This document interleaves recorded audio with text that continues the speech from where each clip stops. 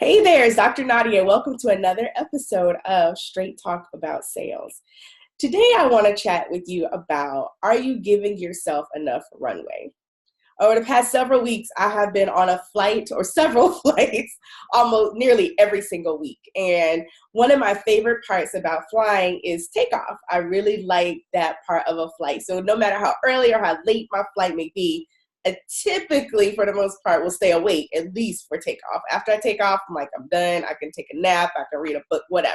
But I really am alert for takeoff as we race down the runway and lift off.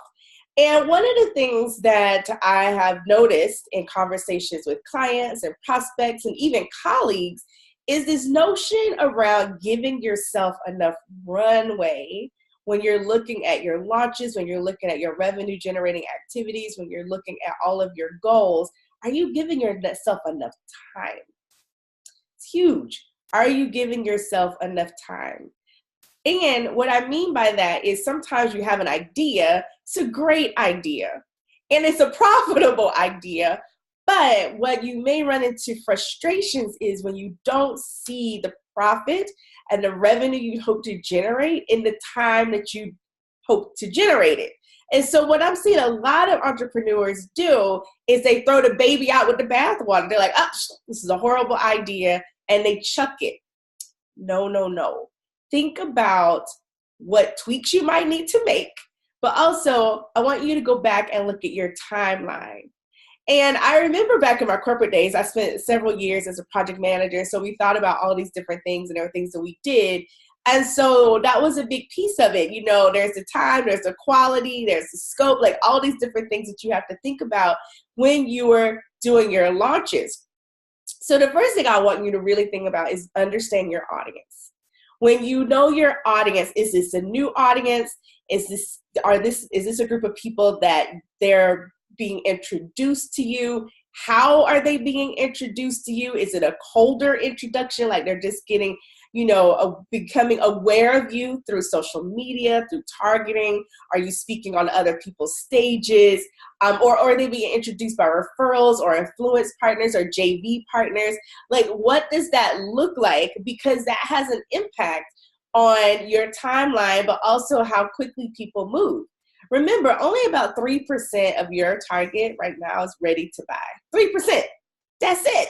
So so part of that is simply the math. I was looking for here it is, my calculator. Math, right? Doing the numbers. How many people do you want? How many people do you need to get rid of? And doing the percentages. Yes, you may get more, you may get less, but part of that is it the right audience? Are you fishing in the right pond? And again, when you think about timelines, we're finding that especially for those of us who leverage online strategies, which most of us do, right?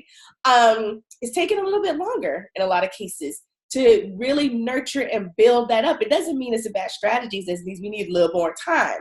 I'm seeing that in person. So when you're in the room with people, then that's having a better impact, greater, higher, quicker conversions. But again, it's not always tried and true. That may not work for you. You may have a completely different business model. It may be the exact opposite. You're like, Dr. Nadia, whatever, I have totally mastered this game. But also thinking about your numbers. How big is your reach right now? What does your budget look like in terms of the ad dollars or marketing you've set aside to be able to expand that reach in the amount of time that you have for your launch? Like, these are all the things that you have to think about before you just say, oh, forget it, this is a horrible idea, when you're introducing something to the market. The other thing is to identify some of those potential roadblocks, like some of the things that may come up for you and what would you do? It doesn't have to take you 12 years, but to just take a moment and pause, because a lot of us, at least I can be that way. I'm like, oh my gosh, I got an idea, let's do it tomorrow. Hold on, slow your roll. Let's think through a few things. I have a client who is planning to do an amazing retreat next year in Paris. We had to sit, we had a brief conversation yesterday, and part of her homework, I was like, okay, here's some of the things I want you to think about. And here's some of the things that you have to think about in terms of risk management and what do we need to do to make this a reality. She's giving herself runway, right? Because this event is planning to take place next year. So she's not trying to get a group of women together to go this year. Not that it's impossible, but she also understands her audience. And that was one of her concerns. Do I have enough people in my current community right now where this would be a good fit? And if not, doesn't mean it's a bad idea, doesn't mean it can't work, but what are some of the things now that she might have to do in order for her retreat to be a success? So then we start talking numbers. How many women do you even want at this retreat, right? So these are all the things that we have to think about. Now, when you're thinking about your revenue, that means that if that's her event, there are other activities that need to be taking place in her business for her business to continue to operate, right, while she's preparing for this particular event to take place. So also looking at your business model. What do you need for operating budget, and what do you need for these things that need to take place, especially with events, because there are deposits and things that you got to pay for. International takes it to a whole nother level. That was also part of our homework. Like, what do you need to do? What do you need to pay out and when? And how will you have that money to make sure it's ready? Whether, so some of those finer details, not to get into the weeds about that. But these are things that we have to think about. Now, granted, not all of us are planning to do international retreats in Paris, right? I want to go. So I'm like, girl, just write my name down, right? But again, when you think about even simple things, like I want to open the doors to my class, I want to launch a new class, or I want to have an event, or I want to do a mini tour where I do these small little coffee talks, or whatever that looks like, really taking the time to think through what are those pieces and giving yourself a strategy. Will it work according to plan? Take it from me after years of project management and now years of being a business. No. I got a client send me an email this morning. She's like, girl, this whole thing is not going according to my timeline. It's just part of the process. But if we're not prepared for it, or we didn't take into consideration, especially if we're in a place where we're looking at our bank account with one eye and we're looking at this launch with the other eye, like, oh boy, it can get very stressful. And then we start making emotional, irrational decisions, right? So the other thing is be open to trying something new. I was chatting back and forth yesterday with a colleague who's a digital marketing maven. She is the bomb.com. And we were just talking about unrealistic expectations that some of our clients have. She does a lot with online marketing and Facebook and ads and all this stuff. And I was like, girl, that is all Greek to me. That's why I was like, Fanny, we need you, right? We need you in our lives because there are a lot of us. And I put myself in that. I don't know, come to a Facebook ad. I'm like, whatever. I can boost a post. I don't even know if I'm doing that right, but that's about as much confidence as I have when it comes to that space. But one of the things that she mentioned was with her strategies we work with clients, there's a lot of tweaking and adjusting and data. Like there are things that she's watching so that she can make sure that her clients are getting a return on their investment and that they're getting the results that they desire. So it's not we're going to sit down and have one single conversation. We're going to get all the single elements done and then we're going to hit go and it's a wrap. No. There is tweaking and nurturing and, adjusting. So again, be open to that. Don't think that it's broken because you're having to make adjustments.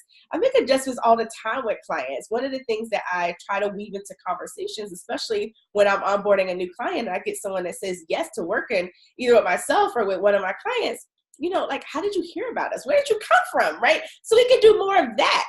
So we can go out and find more people that are there because we're limited in time and resources a lot of times. And so what does that look like so that you can get in front of the right people at the right time to move them forward? And then finally, do you need some help? Like really, do you need a team of experts to come in and be able to support you, even if it's for a short-term project? Think about it. Because we're trying to do so much. And I get it. A lot of us, depending on whether you are at that stage in your business as part of what I call your revenue growth strategy, as you grow your business, you grow your team. Are you at that place where, maybe I'm not in a place where I need or even desire, let's be clear, an entire team to support me over the long term, but I need someone to come in because here's the thing, when you bring in an expert, it shortens your learning curve. If I was over here trying to design and build out the landing pages and do my Facebook ads and create my graphics and pull together my PowerPoint for my talk and create order forms and create, what I'm going to say in sales conversations and God knows whatever else I'm not remembering right now in this moment that takes place, it could be overwhelming. And then I got to wear all those hats. and figure all this stuff out on my own, and then somehow I have the energy and the wherewithal to make it happen. Is it possible? Absolutely. Do I want to do all that? Absolutely not. So it may behoove you to really think about, who do I need to bring in that's on my team that can fill this role to help me move this along faster, but also to help me avoid making mistakes that are going to cost me time and money, because I have my heart and my eyes set on a particular launch, and I want to do whatever I can to make it possible. And when I use the word launch, it could be introducing a program. It could be introducing a new product to launch, whatever that launch means to you. Some people, it means one thing. Others of us are like, I don't really like the word, but it still fits. So really think about your nurturing strategies. What are things that you're doing even when you're not in, which I may call hyper sales mode, right? Because some of us, we do a big push, right? And then we kind of ease off, and that's our business model. Others are kind of, we just kind of humming along, whatever that is. But what are you also doing to continue the conversation, to continue to nurture, to build that relationship? I have a friend and colleague, we've been friends for years. And, several years ago, she had an event, an intensive, and she launched it. She sent it out. This was something she did a couple times a year. So she opened the doors, if you will, to registration for this particular one. She's like, I sold out in several hours. Right? That was the first time she'd done it. And the other thing, because she shared the inside scoop, because I was like, oh my gosh, that's amazing. How did you do that? 4 years of communicating with her community and her audience and being in their inbox, and every single week, whether she was selling something or not. That's the power of relationship.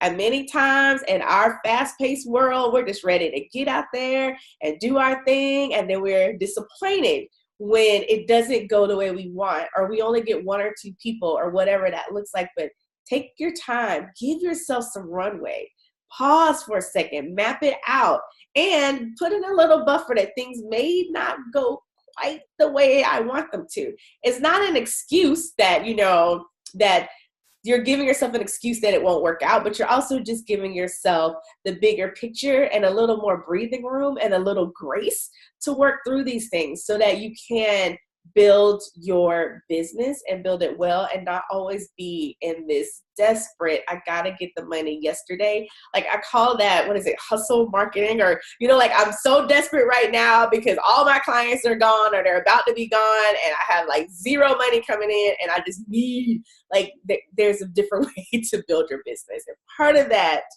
is by giving yourself some runway. So again, if you have questions, I'd love to hear from you. We'd love to chat with you. Head on over to meetwithdrnadia.com. That's meetwithdrnadia.com, meetwithdrnadia.com.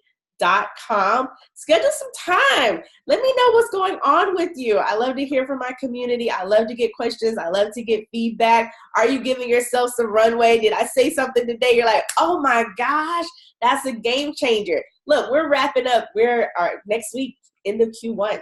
3 more quarters to go for 2018. What tweaks do you need to make?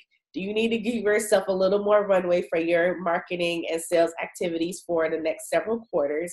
What does that look like? Doesn't mean it's broken. Doesn't mean you need to throw the baby out with the bathwater. Maybe you just need to give yourself a little more space and grace. All right. This is Dr. Nadia signing off. I'll see you again soon. Bye-bye.